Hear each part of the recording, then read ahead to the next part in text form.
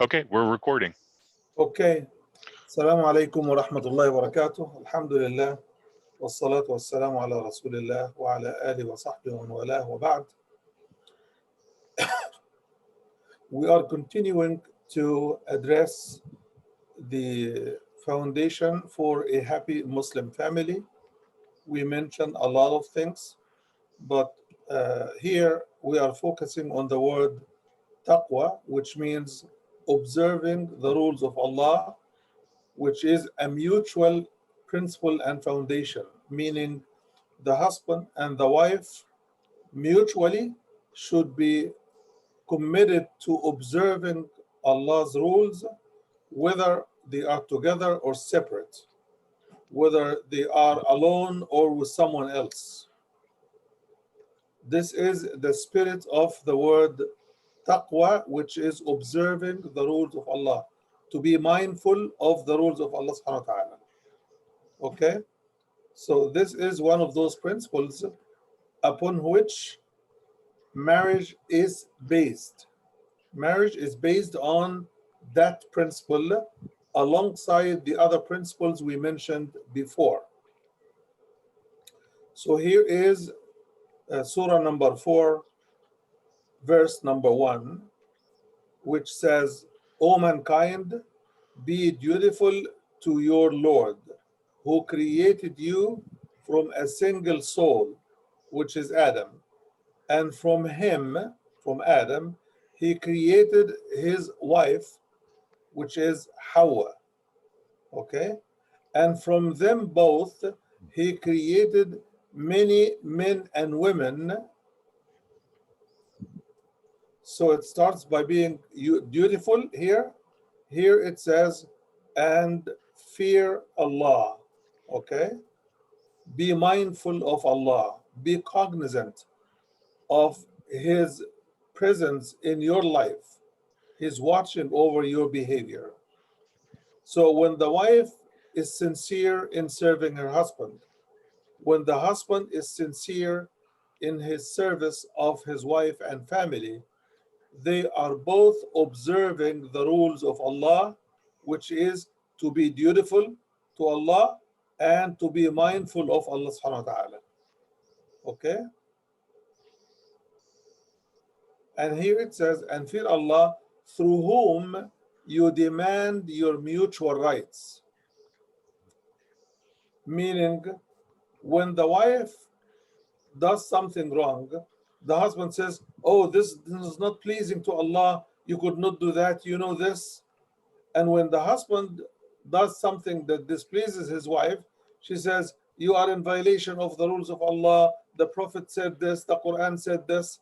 So we both sides invoke the name of Allah and demand our mutual rights, okay, in the name of Allah subhanahu wa ta'ala. So Allah is saying, and be dutiful to Allah, be mindful of Allah through His name that you invoke, so that you seek your mutual rights. And be mutually cognizant of the wombs, the kinship. Surely Allah is ever an all-watcher over you. Allah watches us always, and He watches everybody at the same time. A person went to a scholar. In fact, it could be that a companion went to the Prophet himself, and he told him, how could Allah see and watch and listen to everybody at the same time? He said, as He allows them all to breathe at the same time.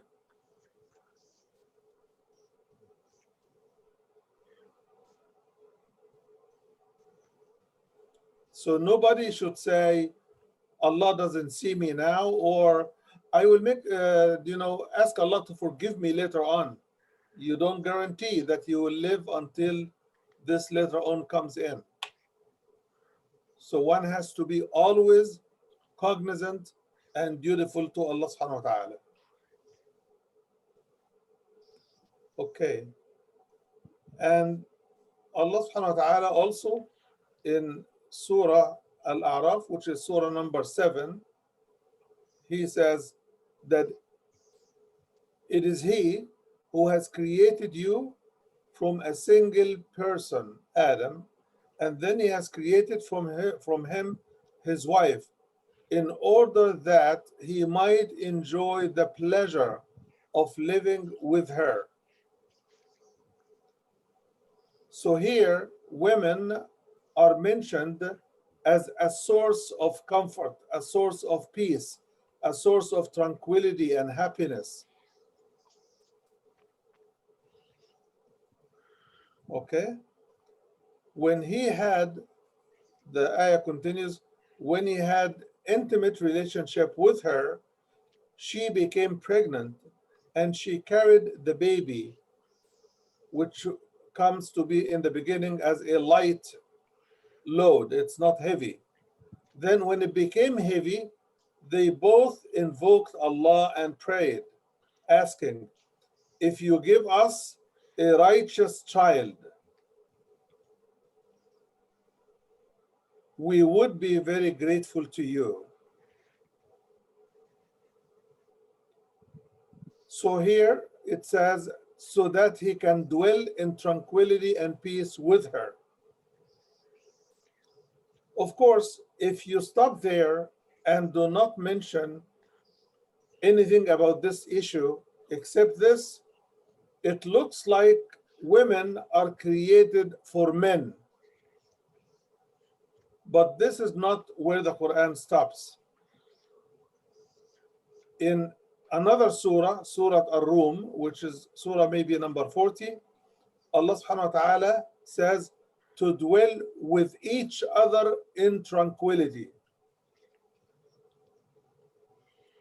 Here it says, and among his signs is this, that he has created for you wives or spouses from among yourselves, so that you may find tranquility in them, and he has put between you affection and mercy. Verily, in that are indeed signs for those who would reflect.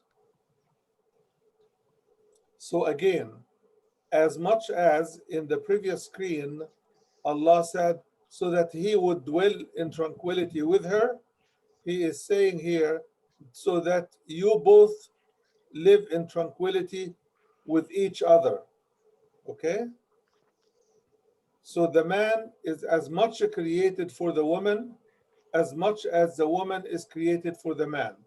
We are only two productive systems, males and females, that are meant to be together. The man cannot and should not live without a woman. The woman cannot and should not live without a man. And in this juncture, I want to just share a point with you all. Since we are all parents, we must be respectful of this type of natural need and not ever look different at our children when they say, I want to get married. This is a natural request, desire, and any parent who can help his or her children get married, they should.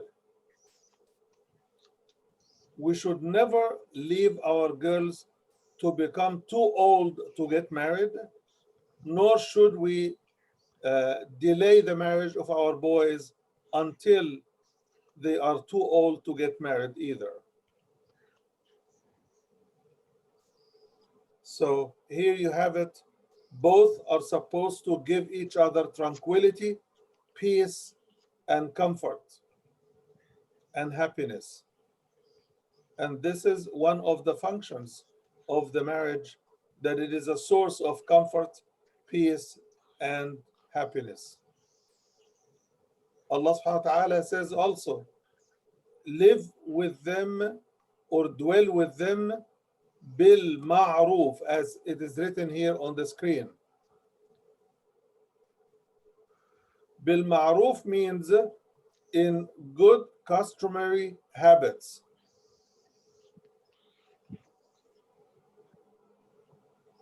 So the definition of al-ma'ruf is whatever decent and righteous people practice of goodness, care, and mutual keenness and interest. Customary means to be beautiful and extra goodness, which means as much as I desire from my spouse to be good to me, I should be good to them and even more. Here, while the discussion or the speech is addressing the men to treat women according to the good norm of righteous people, as explained here, but still the women also should reciprocate and treat their husbands also with righteousness and goodness. So this also is a mutual foundation and principle in the relationship. And that's why you normally, when you see a relationship deteriorating, you normally find that there is never an occasion that one side is always wrong and the other side is always right. As the saying goes, it takes two to tangle, it takes two to untangle.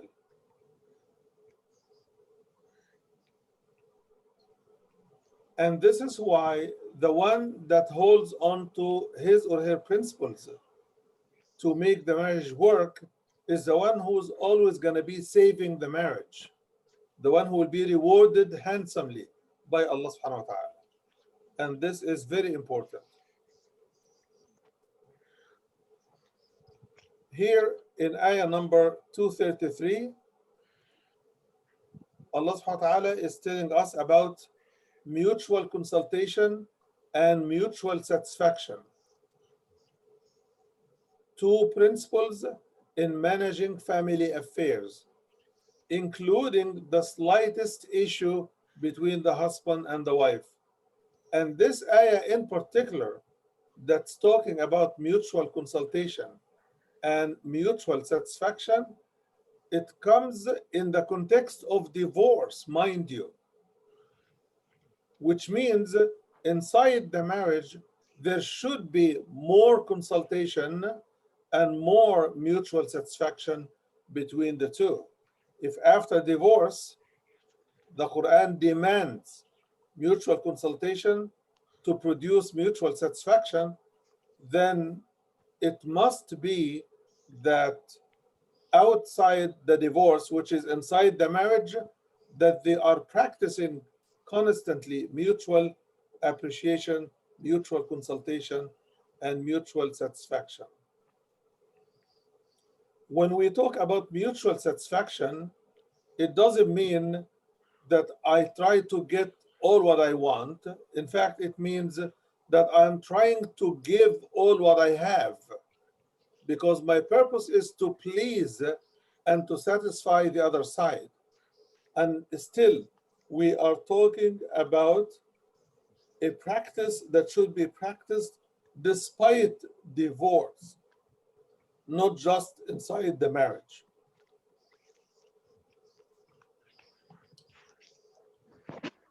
So how does Islam look at mutual consultation? It is not consultation that you inform your wife, tomorrow I am starting a new job in California.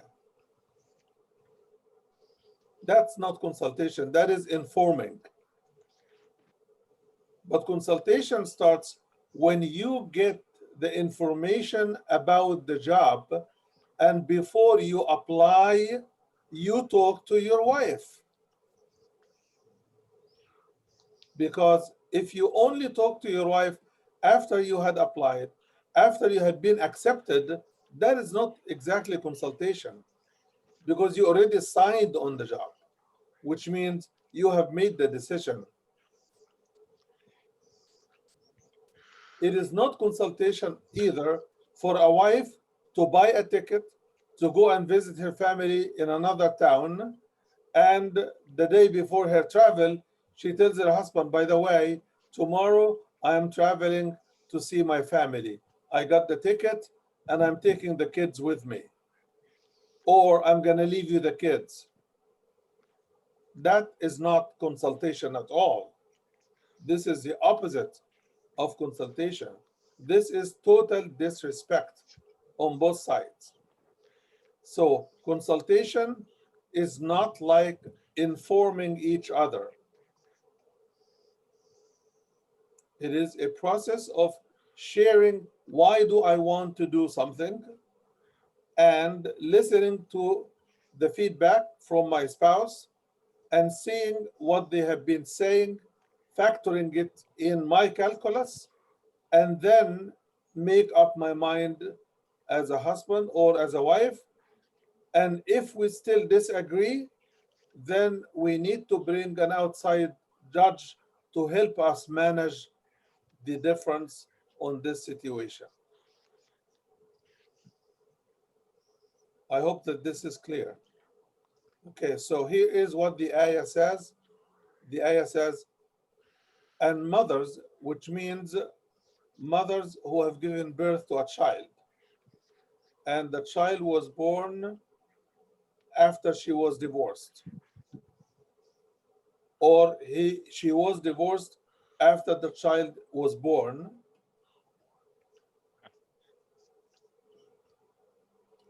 So here the word mother means a breastfeeding mother who has been divorced.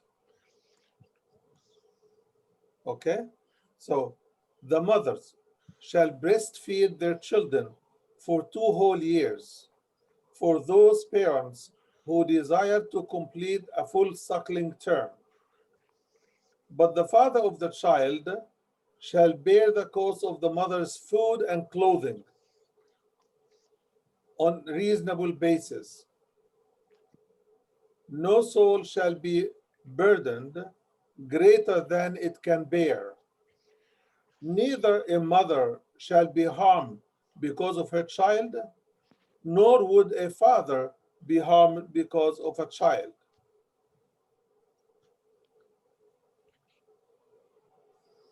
And it is on the father's heir, HEIR,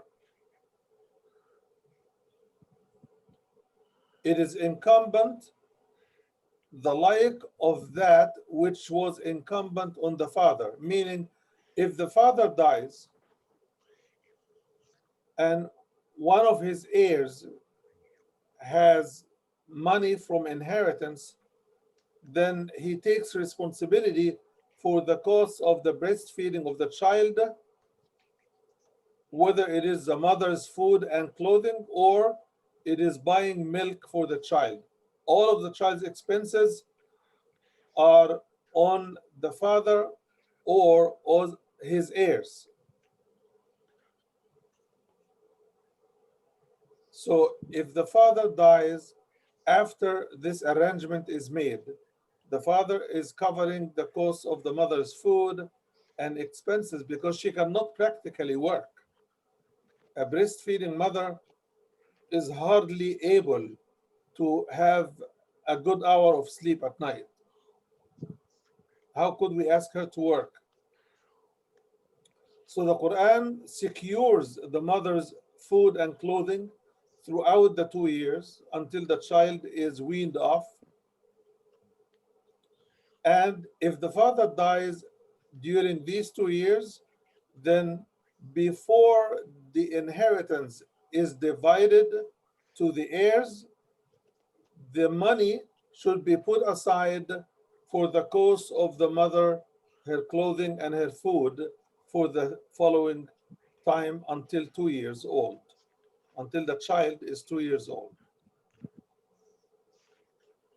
Here you see how much attention the Quran gives to the right of the woman, to the concerns that she may have, so that she is secure and she is comforted to be able to take care of the baby, and or if she is taking care of young children. Let us say she has three or more children at young age, which means younger than school age, and they demand and they need 24/7 attention from the mother, from cleaning to cooking to feeding to training to everything else.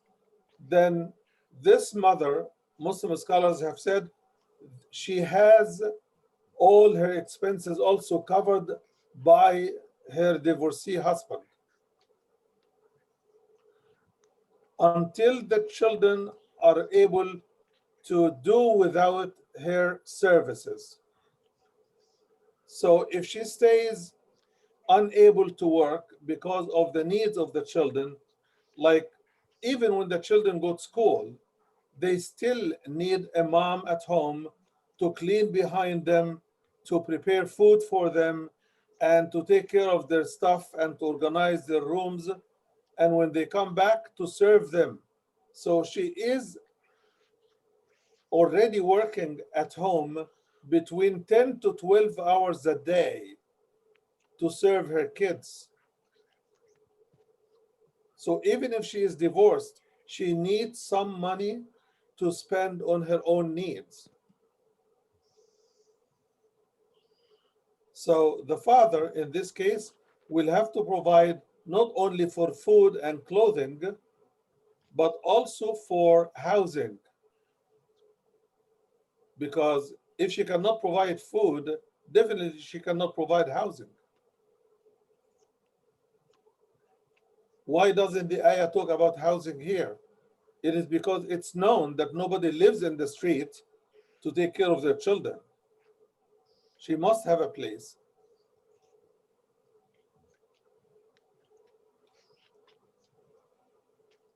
Okay, look at here, this part of the ayah. It says, if they both decide on weaning by mutual consent or mutual agreement, and after due consultation, there is no sin or harm on them, which points to the opposite. If they disagree and dispute this, then they are harming themselves. They are committing a sin because the result would be stifling the service for the child. So here the Quran is forcing cooperation and mutual consultation.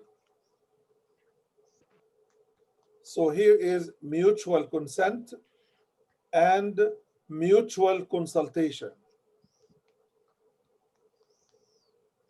This is where we get these principles. This is how you get mutual satisfaction.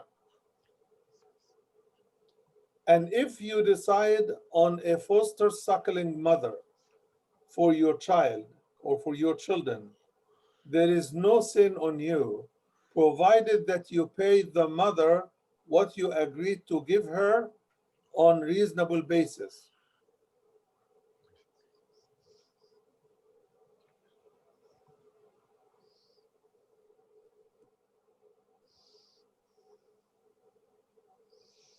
So if the father and the mother who are divorced, they decided to send the child for suckling mother, breastfeeding mother, okay, someone to give him her milk, then the father is responsible to pay that mother, okay? This mother is the one referred to here, okay? So that she is able to take care of the child and his or her needs. And then at the end, here it says, and fear Allah, and fear Allah, and know that Allah is all seer of what you do. Now, mutual consultation and seeking to satisfy each other, to be mutually satisfied, does not only apply to breastfeeding or weaning a child. Here is an issue that is fully motherly, which is it only is between the mother and her baby.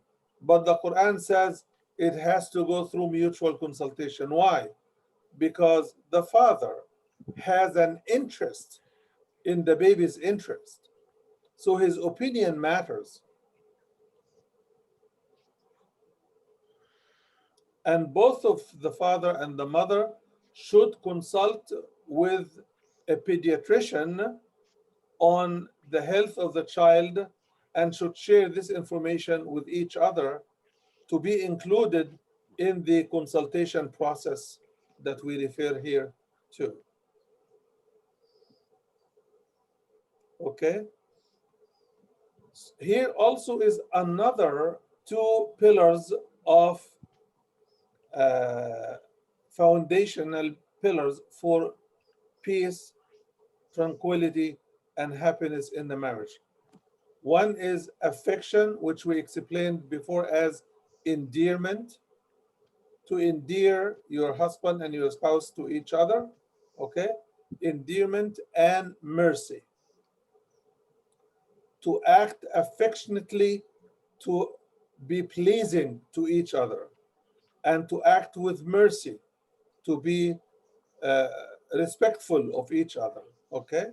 So in Surah Ar-Rum, Allah subhanahu wa ta'ala says, and among his signs is this, that he created for you spouses from among yourselves, that you may find repose in them, and he has put between you affection or endearment and mercy. Verily, in that are indeed signs for those who reflect. Very important that we do everything that endears us to each other, and we stop doing anything that makes us look like enemies or competitors with each other.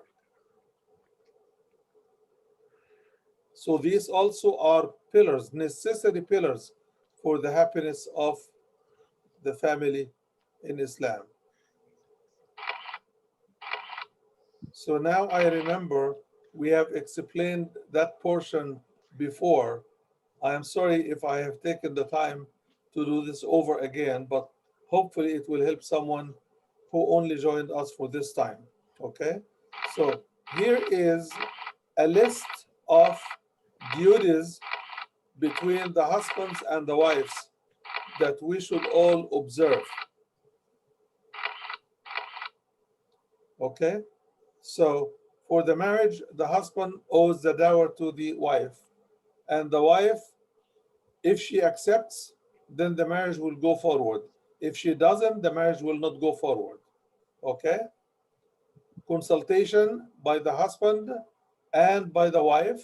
Okay? Obedience and commitment by both is required.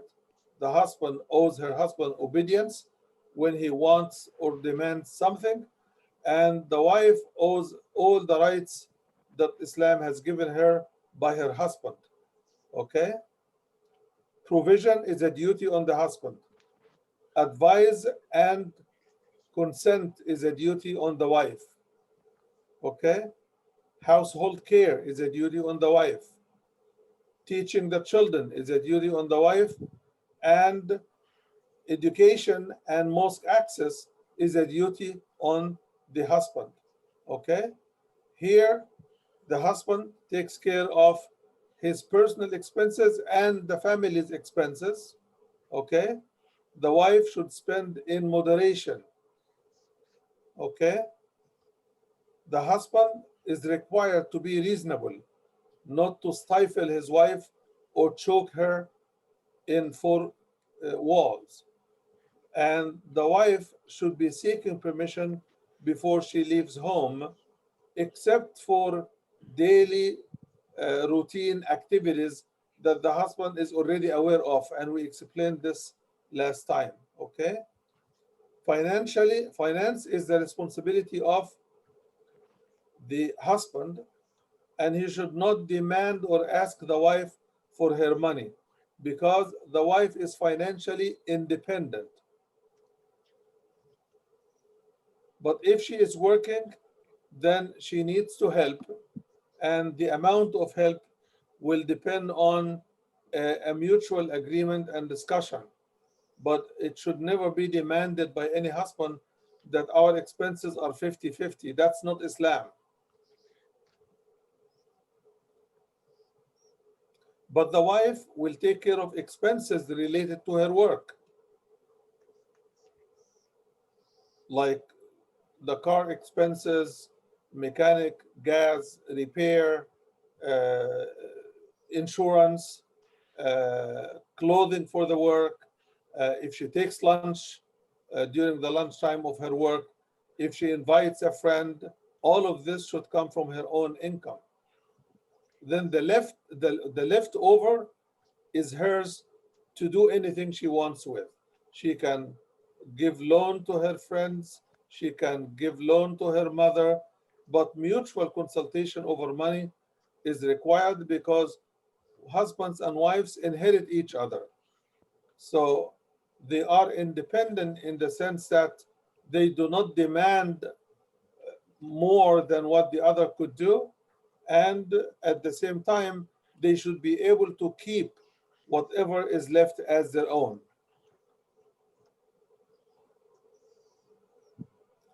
The husband is an ultimate leader, which means he is an arbiter on family matters, but he does not dictate to his wife, for example, what food she should eat or what program she wants to watch. Okay? But if she is watching something wrong, or if he is watching something wrong, they should advise each other. Okay? They should forbid what is good and enjoy, I'm sorry, they should enjoy what is good and forbid what is evil and bad. Okay? So the wife is the ultimate supporter for her husband. So mutually shared responsibilities and duties. Number one is learning and developing together. I cannot overemphasize the importance of this point. When we learn together and develop together, we are likely to be agreeable and easy to consult with each other and easy to make joint decisions. But when everybody goes by their customs, their habits, or their own knowledge, and everybody is going in another direction, then it becomes impossible to be agreeable and to have effective consultation and decision making. Number two, as I mentioned, enjoining the good and forbidding the evil. It's a mutual duty. Allah subhanahu wa ta'ala says in the Quran, and the believing men and women are supporters of each other. They enjoin what is good and they forbid what is evil.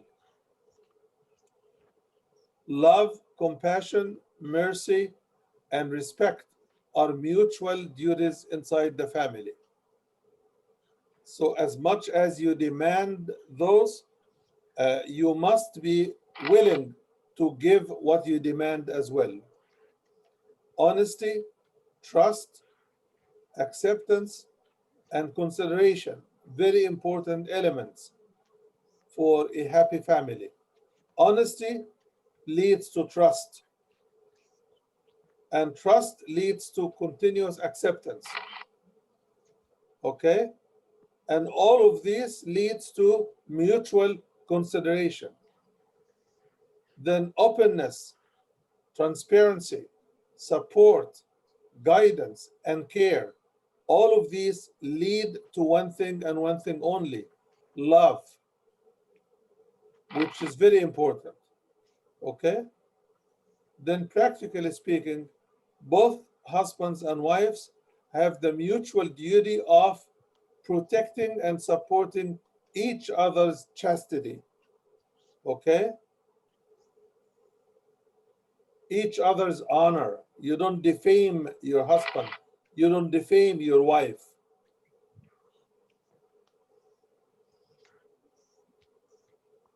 So if the husband or the wife are asking for intimate relationship, only strong reasons can be used to say no, like sickness, you're too tired to do that, okay? But you should always try to comply because this is the only way you protect each other from adultery and extramarital relationship. Let us be honest, okay? Being pleasant and working for the pleasure of your spouse is also another mutual responsibility. Mending differences immediately. Don't let issues rot between the two of you for days and weeks and months on end. Resolve them as soon as they happen because this is very important. Okay? Here it says agreeing to join policies for everything. How do we want to deal with our in laws? How do we want to plan visits and guests? How do we want to manage money? How do we want to even manage uh, tranquility and everything else in the relationship? How are we meeting each other's expectations? So, all of these issues should be always subject to constant discussions and mutual agreement. Uh, Chip, I'm not able to read the last line. So could you read it for me? Cooperation in matters? In raising children. Yes, cooperation in matters of raising children. And it actually falls in developing common policies for everything. I single this issue out because it is a good reason for lots of fights and disputes inside the family. You see one child as good, but your husband see that child as in need of discipline. And you say, you are too harsh. And he says, you are spoiling the kid. You need to define the character of the child mutually. And if you need help, consult their school, consult their teachers, or consult a counselor to lead you how to jointly develop a good policy for raising your children. Do you want to send them to a public school or to an Islamic school? How much money do we have? All of these requires consultations. Okay? With all of what we have said, which is more than enough to develop a happy family, still trouble in the family will happen. We will have issues. Issues will come. If not from one of us, it will be from in laws, from friends, from neighbors, from the kids, from the school, from the bills and the money, from the health issues that come in. So life is not meant to be paradise. But all what we said was to minimize trouble in this life and to maximize happy times. But we will have issues, we will have disputes, we will have differences. And those differences are not because we are men and women, we don't see things eye to eye. It is because we are two human beings. Like if one of you has a twin brother or sister, even though you are twins, but you are two humans, you have different feelings, different likes and dislikes, different temperaments, different levels of patience. So, as humans, we will have differences. This is the nature of the beast. Okay? So, what are the sources of trouble inside the family? It is the weakness of our faith, either in knowledge or in practice. Second is following our desires. Third, being servants to our ego. Then, lack of education. When I don't know something, I should be humble enough to listen and learn. or ask at least. But I don't know, and I want to manage and make decisions on behalf of the family. This brings trouble in the family. Stubbornness, hard headedness, this also brings trouble in the family. In laws and their interference, incompatibilities, when, for example, somebody who has been minced and submerged in cultures, habits, and customs that are contrary to the customs, the habits of his wife or her culture, this culture incompatibility can bring trouble if we do not manage them during the period of engagement and the early years of the marriage. Anger, which is a very bad habit. When you let your anger take control, you will be bringing trouble into your family. Insecurity, when one of the two sides is insecure, the family will be unstable. Lack of vision. If you don't have a vision, you cannot develop objectives for the family. You cannot develop policies. Unmet needs. For example, if one of the two parents was an orphan, for example, when he was a child, and they have unmet needs, the other side has to be accommodating and accepting and helpful. When one of the two sides has a mental issue or psychological issue, like anxiety, worries, things of this sort, the other side has to be accommodating. And if there is a need for mental intervention, we should help and support each other with love, respect, and care. Time mismanagement. When we do not manage our time mutually and together, we end up mismanaging time, and that also can cause lots of problems in the family. Personal habits and customs. If one of the two parties does not care for personal hygiene, this will be a big problem for the other, right?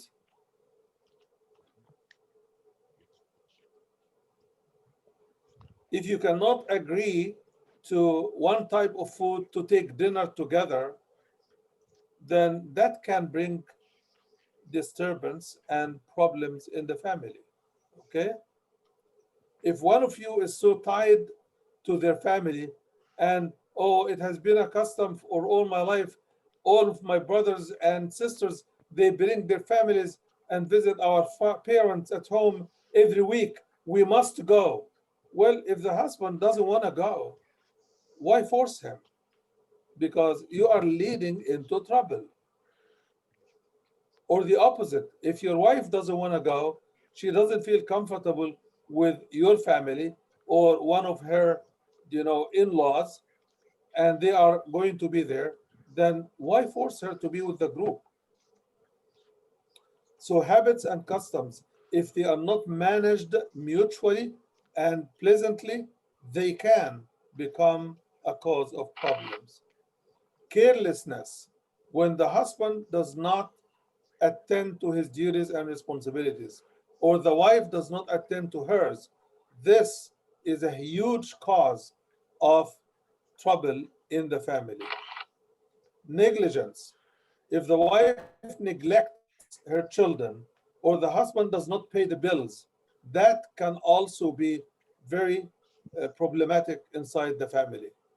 If one of them or the two do not observe the traffic rules while driving, it can put the family at serious jeopardy when they have the family together. Okay? Selfishness is a huge reason for trouble in the family. When I want what I want, irrespective of whatever happened on the other side, that also is a big problem inside the family. Finance is also a, a reason for problems in the family, and a source of trouble if we do not manage it wisely. So even if you lived in a rich household, but you married to a poor person, and you know that this is his level of income, you don't tell him, I don't want to eat this, I want to eat that, which is very expensive because that's what I ate in my parents' home. If the food is clean, if the food is halal, if everything is good, then try to adjust to your husband's financial level and not force him to borrow money or live beyond and behind his means. The last one I do not see, Chip. I can't see either. Oh, really? Yeah, this one I can't see. Okay. So after finance, there is nothing. Yeah, Okay. Let me see if I can. Oh, no. The last one is children. children. Yes. The last one is children.